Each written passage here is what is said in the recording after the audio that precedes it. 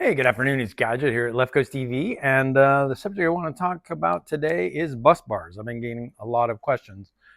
Why bus bars and why aluminum bus bars? So first off, let's bus bar is what I use inside the battery boxes to make my connections. I also use it in the penthouse so that I don't have to put cables inside the box. Um, One of the reasons why I like bus bars is that once they're bolted down, they are contained. Um, and you don't have to worry about them moving around, or if you've got cables going through the box, how do you keep those from jostling? um, Also, because they are powder coated, there's a powder coating on here. There's a black powder coat, which is an epoxy that is good for electrical resistance, but then I cover it with this high impact orange, which keeps it from chipping. And between the two, it has better insulating properties than actually the rubber insulation. And it's superior at dissipating heat because it's thin. And if this gets hot at all, it will dissipate the heat really quickly. But the question I get is, why aluminum? Well, we look up here, we'll see that aluminum is 2.65 times 10 to the minus 8 ohms resistance, which is, it's a lot of zeros. Copper, it's a 40% difference between copper and aluminum, right? It's 1.68 times 10 to the minus 8. But one of the reasons I don't like using copper is that most of the connections in the battery box, like on the batteries themselves, are aluminum. They're going to be aluminum, or if they're not, they'll be copper that's tin plated. But most of the batteries that I use, especially all the Tesla batteries, it is aluminum. So you don't want to put copper and aluminum right next to each other. You can put dielectric grease in there. You can do all kinds of things, keep moisture out, but they're two columns apart in the periodic table. They are reactive to each other. So really what you want to do is to tin plate your copper. If you're using copper bus bars, tin plate them. Now, here's where it changes a little bit. Tin is 1.09 times 10 to the minus 7th, which that's a pretty big difference.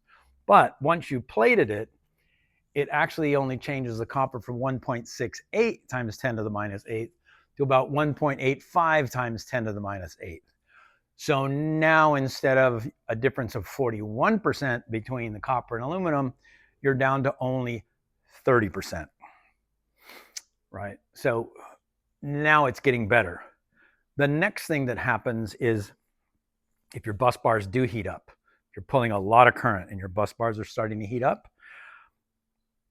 the resistance in the copper goes up faster.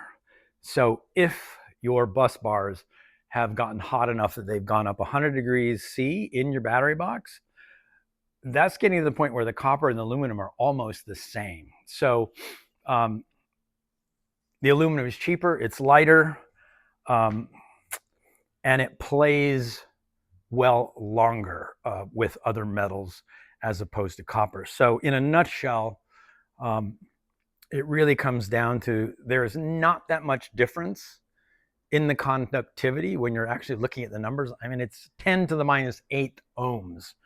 And really, you could get by with just making a slightly larger bus bar if you're pulling the amps. I crunch the numbers and see how big they need to be. This is all I need for a small drive unit and even the Model 3. When I'm using a large drive unit, I will go to a thicker bar. I used to use tin plated copper, but now I just use larger aluminum.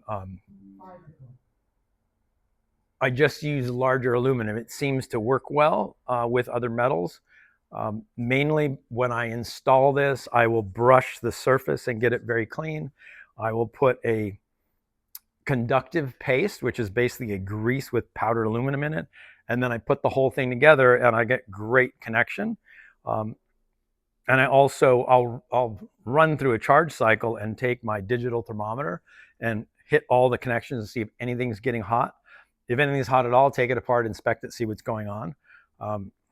But using bus bars makes it really easy, especially when you can make your bus bars in-house, figure out how to design them. Yeah, I don't use any cables in the box. I use nothing but bus bars, and that makes it clean and easy. Thanks. Thanks for watching. Give us a thumbs up if you found this useful. Like and subscribe. Write me, let me know your thoughts, and if you have questions, put them in the comments. I'll do my best to get to everyone. I'll see you in the next one. Ciao for now.